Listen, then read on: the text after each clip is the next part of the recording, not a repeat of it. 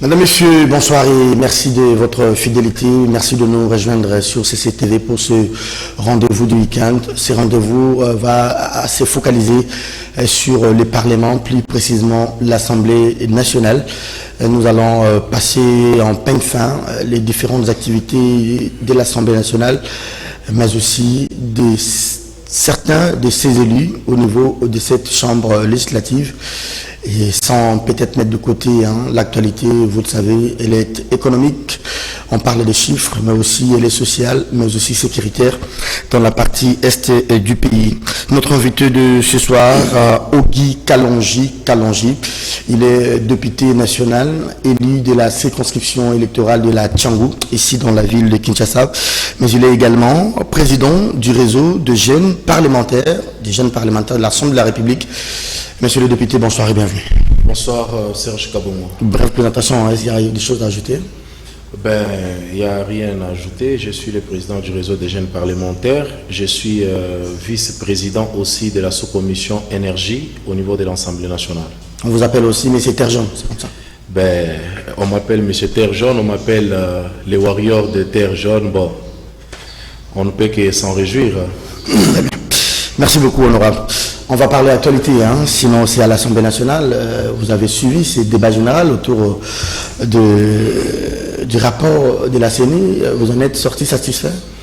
Bon, vous savez, la grande satisfaction d'abord, c'est si nous arriverons à organiser les élections en 2023. Il y a des contraintes, les collègues ont posé plusieurs questions hier. Le président de la CENI a essayé de présenter aussi les choses à sa manière, telle que ça se présente. Alors, je pense qu'il faudrait attendre encore qu'il revienne avec certains détails qui sont des détails importants, qu'on essaye de comparer ça avec la réalité, vu le temps qui nous reste. C'est là qu'on pourra dire que nous sommes satisfaits.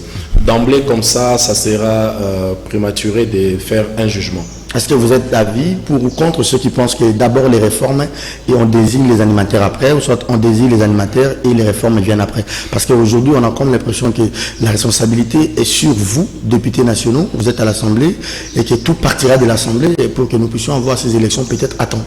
Oui, ça c'est vrai, tout partira de l'Assemblée, mais n'oublie pas que parmi ceux qui interviennent aussi à l'Assemblée, il n'y a pas de techniciens. L'organe technique est bien connu, c'est la CENI.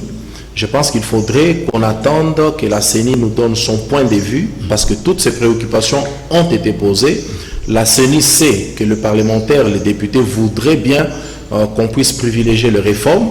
Il y a ceux qui ne sont pas d'accord, vu le temps qui nous reste, mais il revient à l'organe technique de nous donner son conseil. Je pense que c'est comme ça que les choses devraient se passer. Quand vous, les administratifs ou les parlementaires, ou même la population, vous exprimez, il revient à l'organe technique de vous dire ce qu'il en pense, vu le temps, parce qu'il y a aussi une contrainte de temps. Il y a aussi la contrainte constitutionnelle qui nous impose à organiser ces élections en 2023. Est-ce que si on alignait les réformes tout de suite, est-ce que ça va nous permettre à respecter la Constitution? Est-ce que si on ne les alignait pas tout de suite, est-ce que ça va rencontrer les ententes de la population?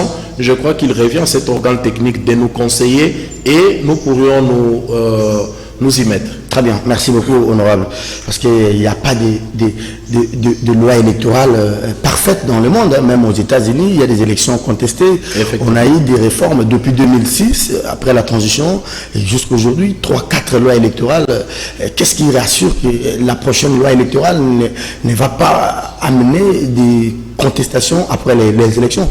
Il n'y a pas que la question des réformes, mais la question aussi, c'est une question d'hommes, tous ceux qui manipulent. Effectivement. En fait, ce que j'ai compris dans notre classe politique, c'est que X veut que la loi électorale puisse répondre à ses attentes. Y veut que ça réponde à ses attentes. C'est là où il y a le problème. Il faut trouver le juste milieu. Il faut trouver le juste milieu. C'est pourquoi il faudrait qu'on se rassure. J'ai aimé la question qu'a posée NN hier, de savoir si la CENI est réellement l'organe indépendant. Ça, c'est très important. Donc, les politiques devraient sortir de cette affaire pour rendre libre la CENI. Très bien. Voilà. Merci beaucoup, honorable. Un mot à Henri Thomas Lokondo. On ne peut pas commencer cette émission sans passer à lui. Oui, j'aurais bien voulu qu'il soit là hier. J'étais en train de voir la fleur qui a été déposée par le président de l'Assemblée nationale, là où le vieux Henri Thomas Lokondo s'asseyait souvent. Et j'étais en train de me représenter vieux Henri Thomas Lokondo prendre parole hier. Malheureusement, ce n'était pas le cas. Que son âme repose en paix. Il nous manque déjà parce que hier, il n'a pas été au rendez-vous. Nous regrettons sa mort parce que c'est quelqu'un qui nous a beaucoup inspiré et qui continuera à nous inspirer toujours. Alors, quand vous regardez les soubresauts politiques, tout ce qui s'est passé chez vous à la Chambre basse, depuis 2 ans aujourd'hui, comment vous voyez l'action parlementaire avant même de parler de votre bilan personnel, l'ensemble des activités parlementaires, si vous avez été demandé de juger l'action de l'Assemblée nationale? Bon, vous savez, Serge Kabongo, l'Assemblée nationale, ou je vais dire même le Parlement, Sénat et Assemblée nationale, nous avons quand même traversé une situation extrême, une situation très difficile que ce pays n'a jamais connue. Nous sommes en train de nous en sortir. Je pense que maintenant nous sommes en train de prendre l'envol. Nous sommes en train de traiter des questions importantes. On a tout simplement besoin de la confiance du peuple pour être à même de répondre à leurs attentes. On dit, vous avez à un moment bloqué le président de la République pour pouvoir booster son action au début de la législature. On a dit que c'était l'Assemblée qui bloquait, c'était l'Assemblée. Bon, c'est pourquoi je suis en train de dire tout à l'heure que l'Assemblée nationale a traversé des situations très compliquées que ce pays n'a jamais connues. Vous savez, s'est retrouvé dans une situation où le président de la République n'a pas la majorité parlementaire comme ça a été au début. La majorité parlementaire est chez quelqu'un d'autre. Ce sont des situations très compliquées. Difficile à gérer. Et pour nous les jeunes qui venons d'entrer, il a fallu beaucoup de maîtrise, beaucoup de calme pour affronter certaines situations. Mais je pense aujourd'hui qu'il y a l'union sacrée de la nation qui aujourd'hui a pris la majorité et nous devons être honnêtes de le dire. Je pense que les choses vont marcher. Mais tout cela, on a besoin de la confiance de la population pour que les choses puissent marcher. Est-ce qu'à un moment, quand les gens appelaient à la dissolution de l'Assemblée, vous avez eu peur? Non, on ne peut pas avoir peur. En fait, c'est la population qui nous a envoyés là-bas. Si la population estime qu'il faudrait qu'aujourd'hui qu'on puisse dissoudre l'Assemblée nationale, on s'incline. On s'incline, mais il faut aussi regarder, est-ce qu'il n'y aura pas de conséquences parce que dissoudre, il y a des contraintes aussi. C'est un problème. Mais il y a les contraintes qui font que dès que l'Assemblée nationale est dissoute, les élections doivent être organisées dans un bref délai. Est-ce que nous avons le moyen? Donc, il y a tout ça. C'est pourquoi j'ai toujours dit qu'il est temps qu'on se mette ensemble. Il est temps qu'on s'entende avec la population qui nous a mandatés pour être sûr que réellement nous faisons la volonté de cette population. Oui, j'ai fait des décomptes ici depuis qu'on a commencé cette émission. Ça fait près de 8 minutes. Vous avez cité la population au moins 10 fois. Parlons justement de cette population qui vous a envoyé à l'Assemblée nationale. Votre bilan alors individuel, votre bilan personnel. Parce qu'à la fin, on va vous dire, nous connaissons les missions dévolues à l'Assemblée. Vous contrôlez et vous légiférez. Mais vous, on ne vous voit pas à l'Assemblée. À peine vous avez la parole, une fois devant, à l'époque de Mabunda, on ne vous sent pas porter les désidérata, les problèmes de votre base, pour ne pas parler de l'ensemble du pays, au perchoir de l'Assemblée. Serge Kabongo, vous savez, parfois ça ne se règle pas comme ça. Ça ne se règle pas comme ça. Je suis l'un de ceux qui pensent que le silence ne trahit jamais. Vous savez, parfois, quand vous prenez parole à l'hémicycle, il y a une prise de parole politique. Moi, je suis technique. Moi, j'aime passer à l'acte. Ce que je peux dire a été déjà dit depuis des décennies par des collègues. Quand j'avais pris parole une fois, c'est parce que j'estimais que ce que j'allais dire était important pour l'intérêt de cette population. Mais comme vous l'avez dit tout à l'heure, nous avons au niveau de l'Assemblée nationale des commissions. Les commissions, ce sont des organes techniques qui viennent en appui, qui aident le bureau de l'Assemblée nationale. Et tout se règle là-bas. Vous allez voir souvent quand il y a par exemple des propositions de loi, il y a par exemple des questions importantes à la plénière décide de renvoyer ces questions-là en commission. Je pense que c'est là-bas qu'on prépare. Donc c'est là où il y a le gros du travail. Voilà, c'est là où il y a le gros du travail. Quand nous venons à l'hémicycle, c'est pour manger. Et quand on mange, vous ne connaissez pas les difficultés que nous avons eues avant de préparer. Je pense que moi, j'essaye de m'impliquer beaucoup au niveau des commissions, ce qui fait aujourd'hui que grâce à cette implication, Vous l'avez dit au début de l'émission qu'on m'appelle Monsieur Terre Jaune, mais c'est grâce à la commission. Je suis membre de la grande commission infrastructure, dirigée par l'honorable Christian Mondo, que je salue en passant. Au sein de cette commission, je me suis battu pour que Terre Jaune puisse être retenue dans le plan Tchilégelou. On va en parler, ça sera peut-être à la fin de cette émission. Mais justement, parlons de votre commission. Je parlais avec des amis, des compatriotes, vos collègues députés. Pour la plupart, quand ils viennent pour la première fois, j'aimerais rappeler que c'est pour votre première fois d'être élu à l'Assemblée. Donc, ils préfèrent aller dans des commissions du genre PAJ, du genre commission relations extérieures, du genre commission ECOFIN. Pourquoi vous, personnellement, vous avez choisi d'aller aux infrastructures? Serge Kabongo, quand on vient à l'Assemblée nationale, il faut avoir un plan. Moi, je suis entrepreneur, je suis manager, je connais et je comprends certaines choses. La commission infrastructure, c'est là où ces règles, ce n'est pas seulement infrastructure, c'est infrastructure, aménagement du territoire, ressources hydrauliques et affaires foncières. C'est là où se règle les gros du problème du peuple congolais. C'est là où se règle les sociales du peuple congolais. Dans cette commission, nous traitons les questions liées à la voirie urbaine. Nous traitons les questions liées aux infrastructures dans l'ensemble. Environnement. Nous traitons les questions liées à l'énergie. L'énergie, il y a l'eau, il y a le courant. Et c'est ça qui tient le social du peuple. Bon, moi, je ne pouvais pas prendre les luxes alors que dans ma campagne, la population ne cessait de me rappeler que nous avons besoin de l'eau, du courant, de routes. Je ne pouvais pas prendre les luxes d'aller vers l'ECOFIN, vers les relations extérieures. C'est là où les parlementaires sont un peu mieux traités. Bon, être mieux traité dépend de ce que vous donnez aussi. Aujourd'hui, moi, je me sens mieux traité à la commission infrastructure parce que je donne mieux.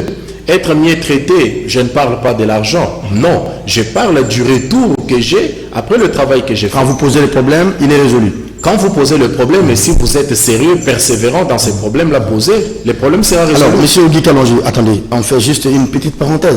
Je rappelle aux téléspectateurs que vous êtes venu dans le privé, vous êtes d'abord un privé, et vous venez en politique. Les gens disent que c'est un monde de coups bas, c'est un monde trop sale. Comment vous expliquez un entrepreneur jeune que vous êtes, vous quittez les affaires privées pour venir en politique? C'est-à-dire quoi? Les privés n'ont pas marché, vous êtes venu vous faire un peu de moyens, de l'argent? Non, déjà, je n'ai pas quitté le privé, je continue à être dans le privé. Vous savez, j'ai une expérience professionnelle dans le privé de 15 ans. De 15 ans. Dans les 15 ans, j'ai pu donner l'emploi à beaucoup de gens. Dans les 15 ans, j'ai un bilan. Mais enfin, pour retomber en politique, quelle est l'image que vous voulez donner aux jeunes entrepreneurs? Donc, il faut maintenant tout passer par la politique. Pas du tout. Il faut comprendre qu'est-ce que nous avons eu à faire. Moi, ce que je faisais et ce que je continue à faire, souvent, c'était ramener les investisseurs pour venir investir au pays. J'en ai fait autant, j'ai ramené autant, nous avons créé plusieurs structures. Et dans ce cadre-là, nous travaillons plus avec les politiques. Serge Kabongo, je vous rappelle que la toute première personne qui m'a escroqué dans ma vie, c'est un politique en 2011. C'est pas vrai. Je vous dis. Et c'est à partir de là, oui, c'est un politique, je vais vous le dire, c'est à partir de ce moment que j'ai pris la résolution que je dois moi-même aller au front. Parce que ce qu'on fait, généralement, ça tourne autour de politique. Tu as un investisseur, par exemple, en mine, tu dois aller vers le politique. Ces politiques doivent comprendre que cette personne est importante pour le pays, il faut le protéger, mais malheureusement, ce n'est pas le cas dans notre pays. C'est ce qui fait qu'aujourd'hui, je me retrouve en politique. Mais je n'encourage pas ceux qui n'ont pas cette vocation politique de laisser les affaires revenir dans la politique. Pas du tout. Moi, j'avais la vocation, c'est pourquoi je me retrouve aujourd'hui en politique. Très bien. Alors, c'était juste une parenthèse. Maintenant, nous retournons à l'Assemblée nationale. Vous faites votre bilan personnel, vous dites que l'ego s'est fait dans des commissions et vous êtes ensemble, vous êtes à l'aise dans votre commission. Vous pouvez quand même nous parler un peu de comment on vous a parachuté directement président d'un grand réseau de jeunes parlementaires. Et votre élection a été contestée par votre prédécesseur. Comment ça s'est passé? Vous savez, Serge Kabongo, on n'a pas été parachuté. Je vous dis tout à l'heure que tout se mérite. J'ai mérité la confiance de mes collègues, j'ai mérité la confiance de l'entourage, j'ai mérité la confiance de beaucoup de gens. C'est ce qui a fait que je me retrouve à la tête du réseau des jeunes parlementaires. Nous avons fait les élections au niveau du réseau des jeunes parlementaires. D'ailleurs, je vous rappelle que quand cela a eu lieu, il n'y avait pas encore l'Union sacrée. Il y avait FCC Cash. Et ces élections ont été conduites par un éminent avocat, député national aussi, membre de l'UDPS. Ça, c'est quelque chose de très important que vous devez savoir. Vous parlez de l'honorable Tony Mwamba. Je parle de l'honorable Tony Mwamba. C'est-à-dire qu'il n'y avait pas du favoritisme. Donc, j'ai postulé, les gens ont compris à l'unanimité que je pouvais prendre la présidence du réseau. D'ailleurs, si nous devons parler du réseau des jeunes parlementaires, aujourd'hui les gens parlent à gauche, à droite. Dans les temps, je ne critique pas ce qui a existé. Dans les temps, il y a les gens ici à Kinshasa qui ne savaient pas qu'il existe un réseau des jeunes parlementaires. Mais nous sommes venus, dans 2 mois, nous avons fait parler du réseau des jeunes parlementaires. Dans 2 mois, nous avons organisé des choses que nous, on n'a pas vécues dans le passé. Parce que le bureau passé, vous faisiez beaucoup de favoritisme. On vous a alloué des budgets qu'on Je vous rappelle déjà, Serge Kabongo, je vous rappelle, allez-y à l'Assemblée nationale, vérifiez le bureau de l'Assemblée nationale, le bureau passé dans le cadre du réseau des jeunes parlementaires nous a donné l'argent une seule fois et c'était $2000. Cet argent devrait m'être remis en privé, j'ai dit non. Quand on vous donne des millions, vous ne le dites pas à la télé. Mais quand on vous donne des $1000, vous le dites. Mais c'est ce que je suis en train de vous dire. Et à cette occasion, j'avais dit au bureau, non, nous devons rappeler tout le monde, nous devons appeler tous les membres du réseau et que cette enveloppe leur soit remise en face. Et c'est ce qui a été fait. Mais tout ce qu'on a essayé de faire, c'était d'abord l'appel. On avait l'appel de servir. Parfois, nous avons même investi nos moyens. Je vais ici saluer ma questeur, l'honorable Tatiana Pembe. C'est une femme très forte. Souvent, nous avons parfois investi nos moyens pour qu'on parle du réseau. Mais ça, ce sont des choses que les gens ne peuvent pas comprendre. Quelle est l'utilité de ces réseaux, finalement? Réseau de jeunes parlementaires. Vous faites quoi? Et d'ailleurs, on vous reproche, vous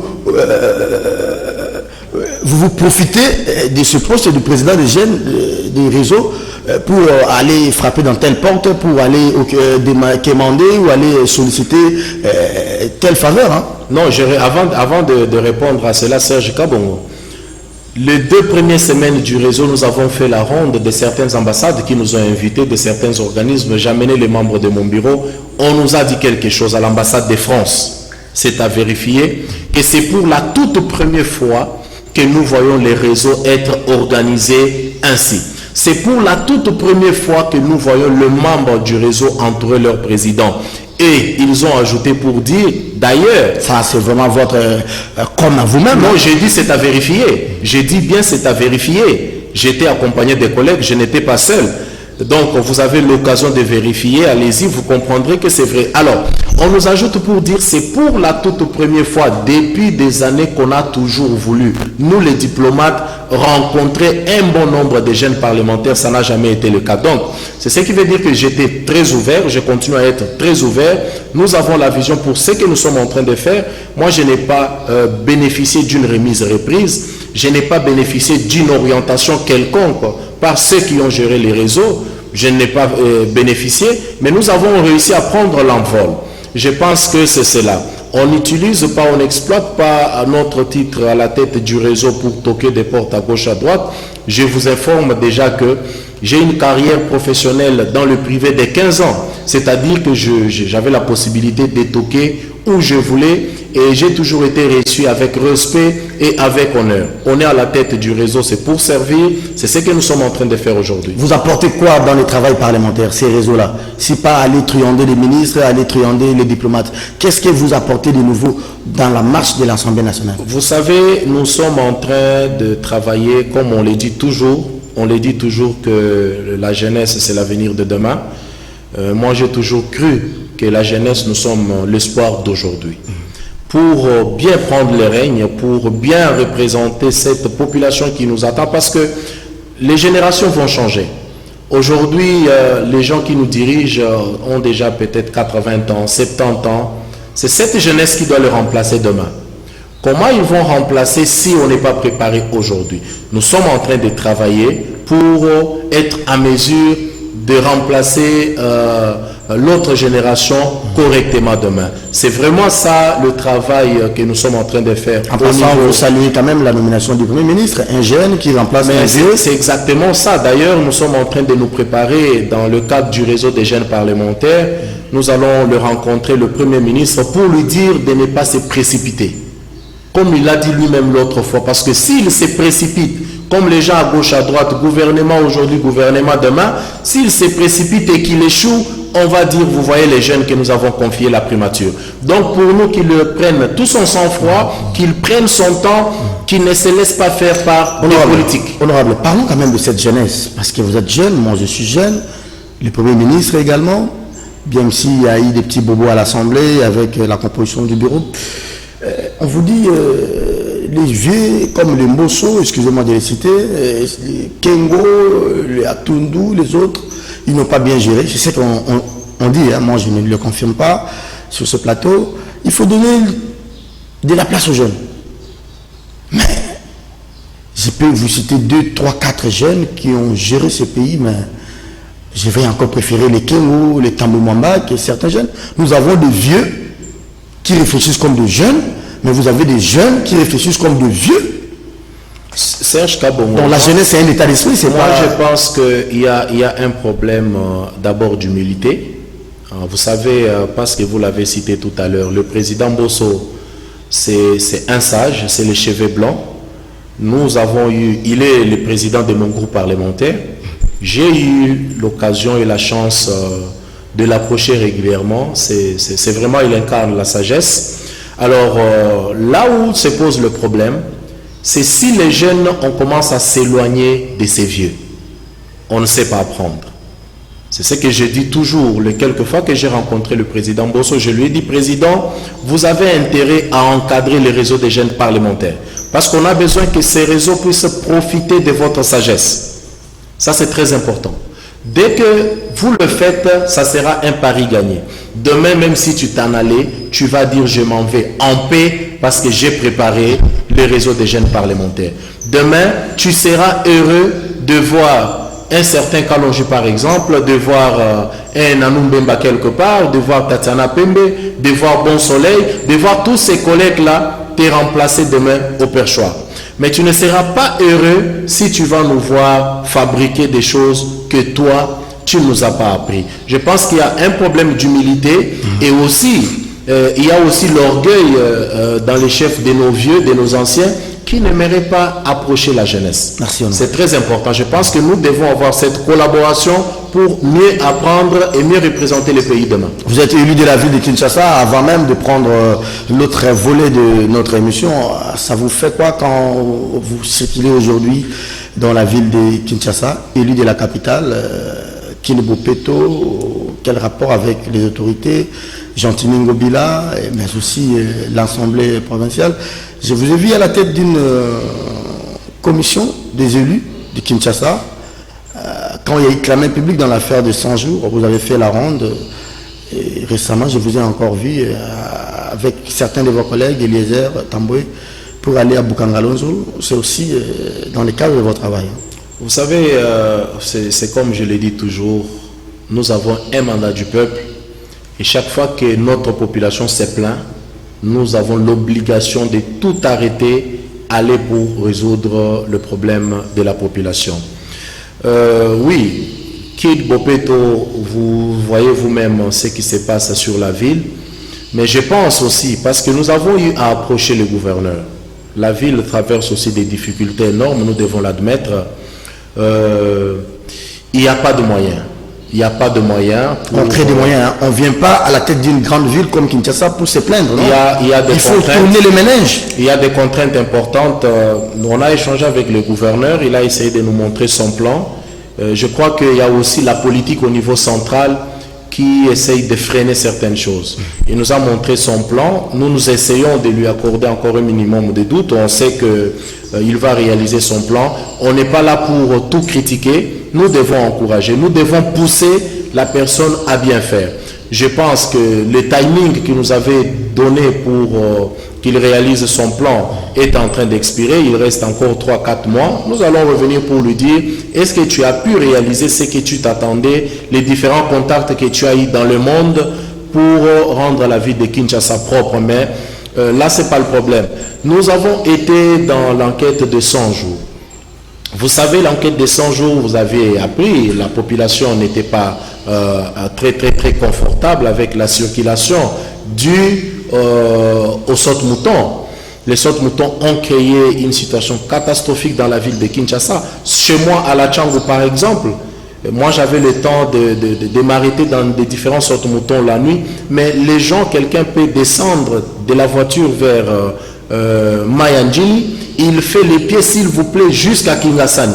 Pourquoi? Parce que le temps de rester dans les véhicules, il va passer 2 heures, 3 heures. C'était une des motivations du temps de l'honorable Janil Mabunda.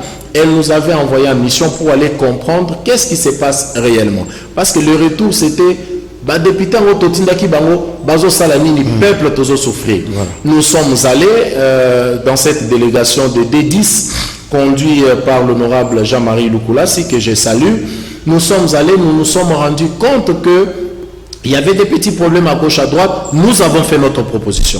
Si vous vous rappelez, dans le temps, après qu'on ait fini notre mission, on avait demandé au gouvernement qu'il fallait qu'on débloque une somme importante. Quelques jours après, le Premier ministre a invité l'équipe et le vice-premier ministre du budget a fait une déclaration qu'on allait libérer étape par étape. Ça a été fait aujourd'hui. Mais ça avait créé un tollé jusqu'à l'aboutissement du procès 100 jours avec Vital Kamerhe. Mais effectivement, vous savez, en tant qu'homme d'État, quand nous allons sur terrain, il y a des réalités que nous rencontrons. Et notre travail, c'est quoi? C'est prendre toutes ces affaires, déposer à la justice. C'est ce que nous avions fait. Nous avons pris notre farde, nous sommes allés alimenter chez le procureur Kisula, ensemble avec la délégation, nous avons déposé notre rapport. Nous avons déposé les rapports au niveau de l'Assemblée nationale et quelques temps plus tard, ça a déclenché les enquêtes. Aujourd'hui, ce qui nous réjouit plus, c'est que les sautes-moutons sont en phase terminale et la population peut retrouver sa joie. Donc nous sommes contents pour ça. Madame, Monsieur, vous regardez ce rendez-vous du week-end sur Kiosque. Je reçois pour vous le député Ogi Kalonji. Il est élu de la ville de Kinshasa, circonscription électorale La Tchangou. Il est aussi président du réseau de jeunes parlementaires à l'Assemblée nationale. Il siège à la grande commission infrastructure que dirige l'honorable Mwando Christian, l'ancien agentier du Katanga. Alors avec lui, on parlait de l'Assemblée nationale, on parle de l'Assemblée. 2 ans, la législature qui va toucher bientôt à sa fin, les bilans et son propre bilan à lui-même. Alors, monsieur le député, je reviens à vous parce qu'on va terminer. Ces grands scandales, toujours vous, nous vous avons vu avec Chiriben Okende, avec Ados Ndombasi, aller à Bukangalozo. L'IGF a fait le travail, et puis il y a eu ces jeux de ping-pong avec l'ancien Premier ministre Matata Pognon. Mais vous-même, vous avez fait le déplacement et vous avez découvert des situations inacceptables. De quoi s'agit-il finalement? Serge Kabongo, je vous remercie d'avoir soulevé cette question. C'est une question très importante. Mais déjà d'entrer en jeu, moi je ne suis pas sur le plateau pour parler de l'IGF ou de l'ancien Premier ministre Matata Pognon. Je leur laisse faire ce qu'ils ont à faire. Mais nous, ce qui nous intéresse, comme je le dis toujours, c'est la population, c'est les peuples. Vous savez, le chef de l'État a dit, je me rappelle encore, que le salut du peuple, c'est la loi suprême. Le peuple trouve son salut dans le social. Cette population ne nous demande pas beaucoup. Cette population a besoin de manger, de bien dormir, de boire. Alors, nous avions appris que Bukangalonzo ne pouvait plus vivre. Bukangalonzo ne pouvait plus produire. Bukangalonzo était fini. Et nous sommes donné la peine de descendre sur place avec l'autorisation du président de l'Assemblée nationale qui nous a d'ailleurs donné l'ordre de mission. Arrivé sur place, nous avons trouvé le contraire. Nous avons trouvé que Bukangalonzo produit, Bukangalonzo vit. Nous avons trouvé, s'il vous plaît, 1500 hectares de maïs plantés à Bukangalonzo. 1000 hectares de manioc plantés à Bukangalonzo. J'ai vu un Zimbabwe en Afrique du Sud à Bukangalonzo, s'il vous plaît. Alors, ce qui nous a fait mal, que les gens doivent peut-être comprendre, parce que j'ai vu quelques critiques par rapport à certaines vidéos, comment ça se passe. Quand la période des récoltes arrive, le maïs sont encore debout. Ce qui permet que dans la plupart des cas, vous voyez, quand l'engin vient, l'engin récupère ces maïs qui sont debout. Mais dès que la période est dépassée, les maïs tombent. Justement. Ces maïs qui tombent, l'engin ne peut plus les récupérer. Il faut le faire manuellement. Il faut le faire manuellement. Voilà. Or, aujourd'hui, dans le cas de Bukangalonzo... Ça, c'est technique, hein? C'est technique. Oui. Il y a 40% au moins de maïs déjà tombés. Et ces maïs, nous sommes en train de les perdre. Plus il pleut, plus nous perdons 40% de la production, s'il vous plaît. Et ce qui est encore plus grave, nous avons échangé avec l'équipe, la nouvelle équipe dirigeante. Ils nous ont dit, non, Bukangalonzo fonctionnait. Non, on nous avait dit ici que la terre n'était plus arable. Non, mais allez-y, prenez vos caméras. Allez-y sur place. Moi, je suis même en train de proposer, je vais les proposer d'un moment à l'autre. Si l'État ne peut pas libérer l'argent, alors nous, les députés, nous allons prendre les bus Transco. Nous irons nous-mêmes sur place pour ramasser ces maïs parce qu'on ne peut pas perdre cela.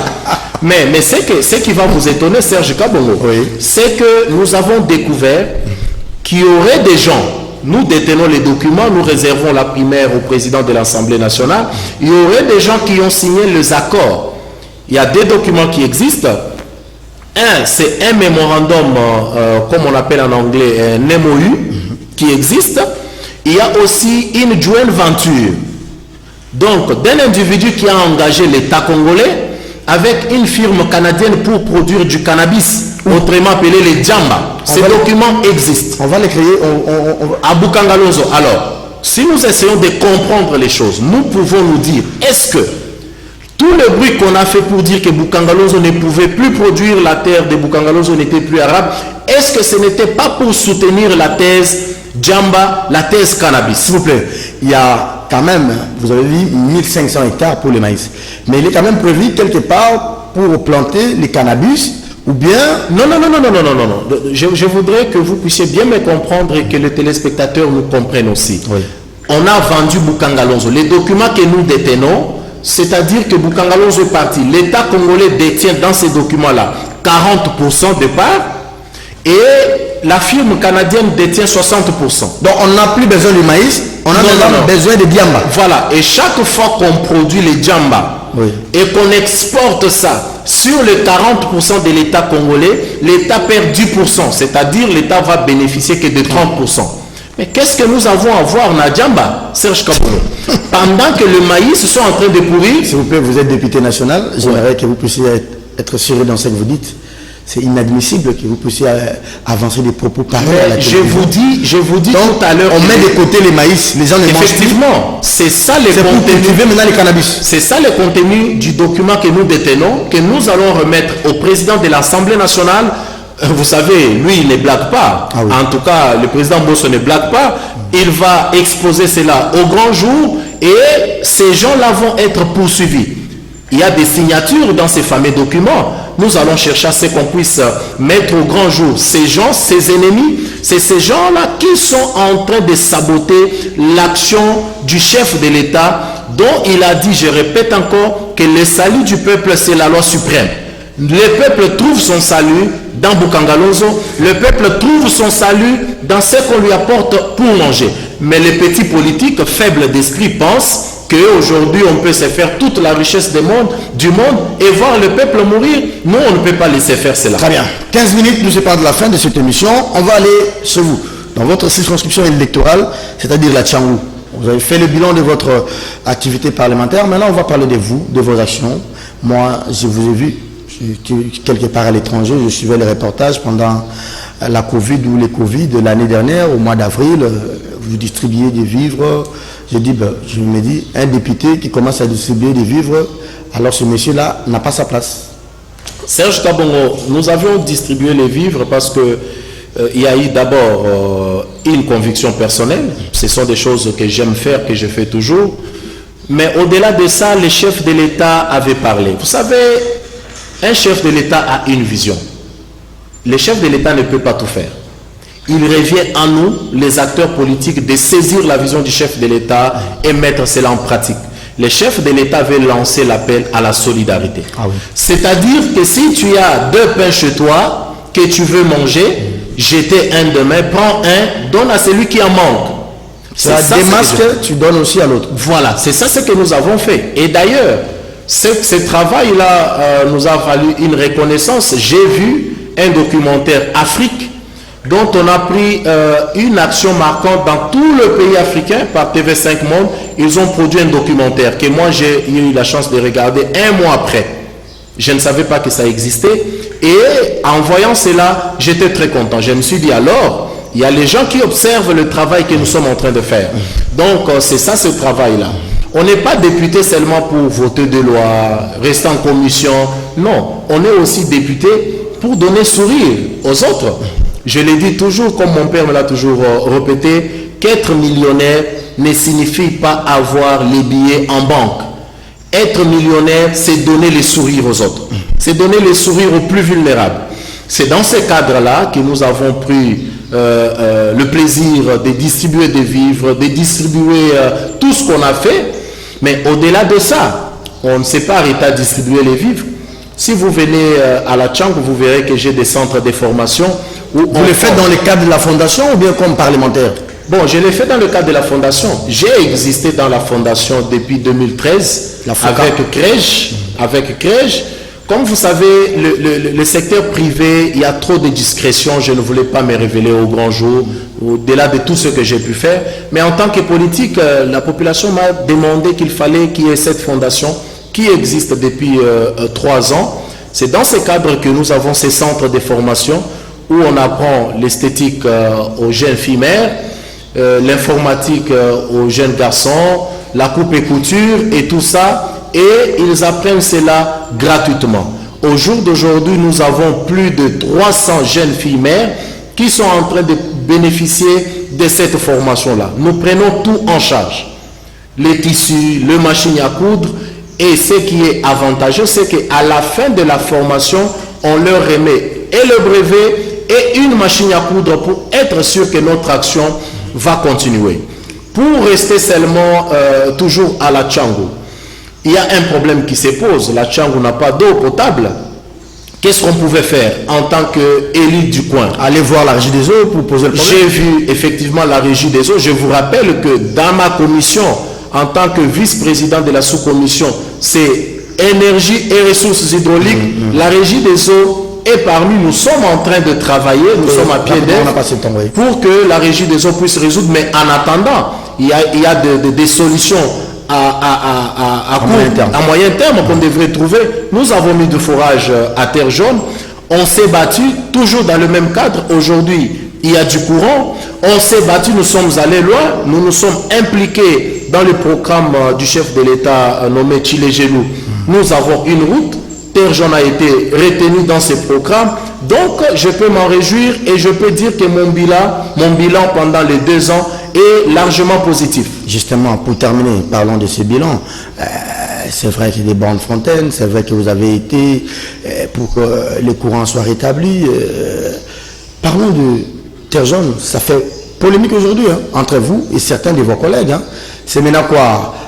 On veut tirer les draps de son côté pour dire c'était moi, j'ai été à l'initiative, c'est moi qui ai fait ça, c'est moi qui ai fait, c'est pas moi, c'est si. Oui, mais Serge Kabomo, vous savez, je vous envoie voir le président Christian Mwando. Vous le connaissez, vous parlez, allez-y lui poser la question.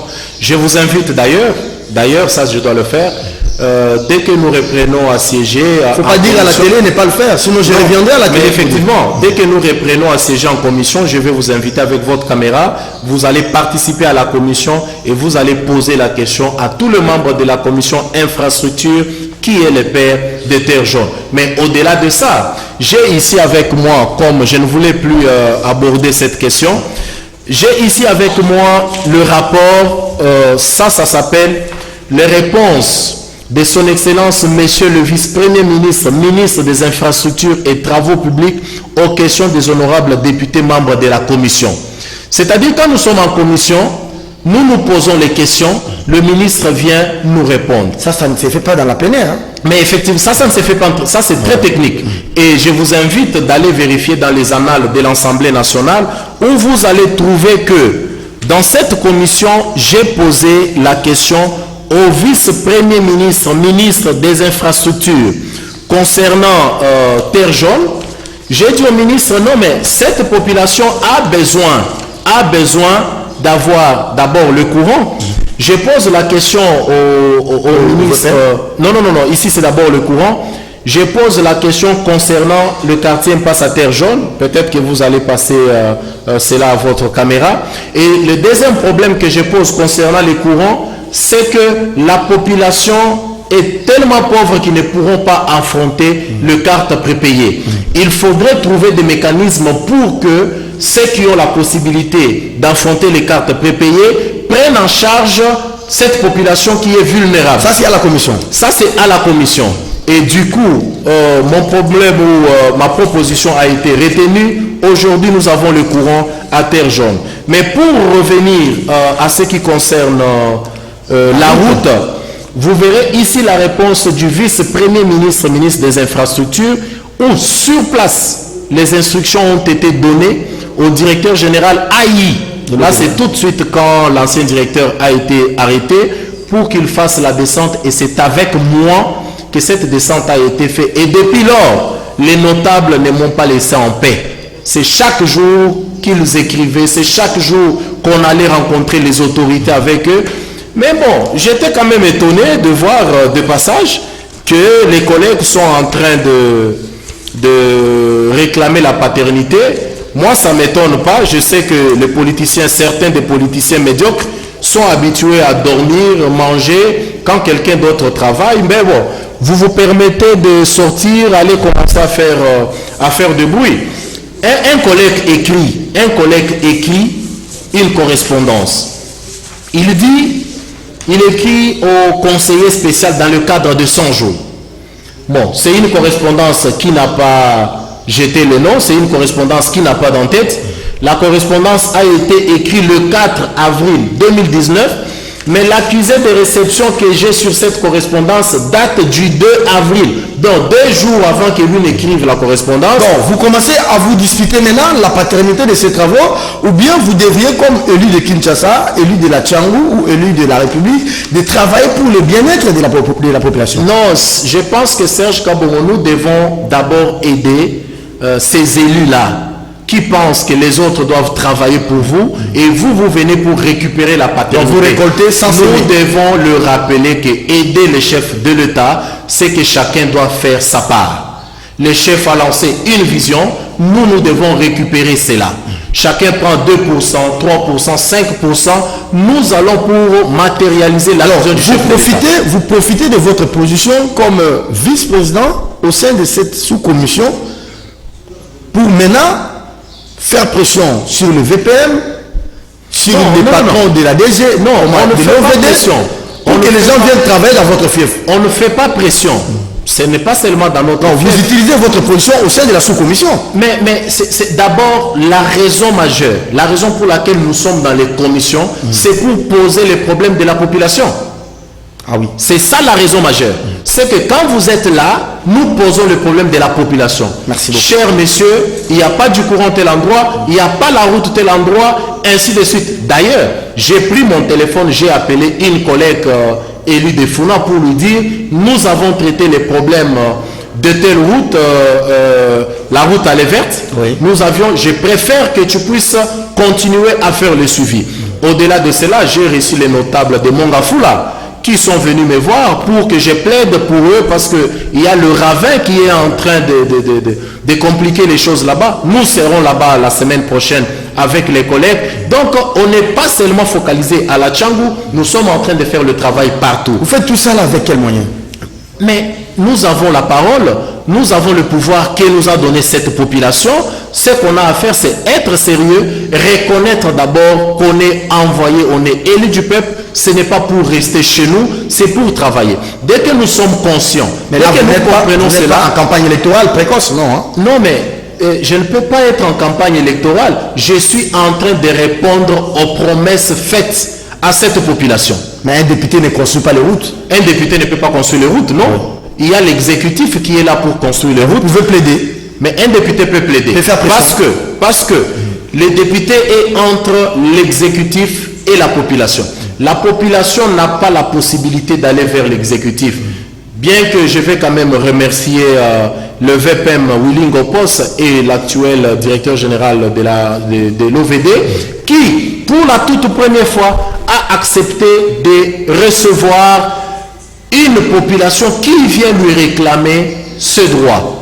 Les gens de la Tchangou sont venus, j'ai fait une délégation, ils ont rencontré ces deux personnalités, ils ont échangé avec eux, ils les ont rassurés que nous allons nous impliquer et le résultat est là aujourd'hui. Très bien. Voilà, donc moi je pense que, je le répète encore avant de terminer, que les députés, nous devons faire notre travail. Si tu ne travailles pas, reste chez toi, dors, mais ne te permets pas de venir ou de chercher à récupérer l'action que notre collègue a posée.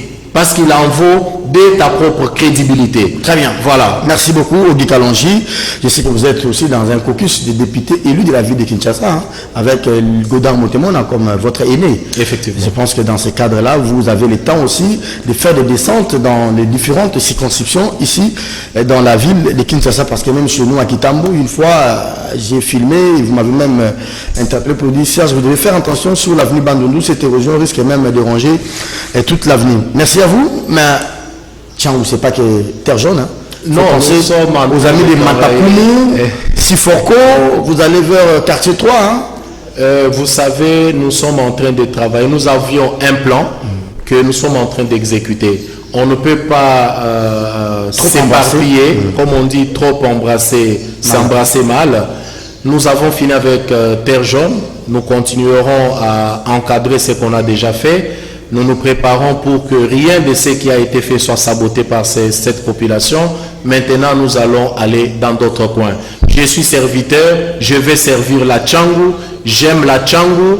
Rassurez-vous que je ne serai jamais absent. Je vais vous servir, je vais porter votre voix, car c'est à cause de cela que vous m'avez envoyé à l'Assemblée nationale. Merci beaucoup, Ogi Kalonji, député élu de la Tchangou. Madame, Monsieur, merci de votre fidélité. J'espère que vous avez passé un très bon moment avec nous, très bonne fin du week-end. Le lundi déjà, on va reprendre le travail avec, j'espère bien, cette émission est en train d'être enregistrée. La nouvelle équipe gouvernementale Sama Lukonde. Monsieur le député, merci. Avant de se séparer, je vais vous rappeler cette phrase de votre président, quitter les groupes armés, monsieur le député.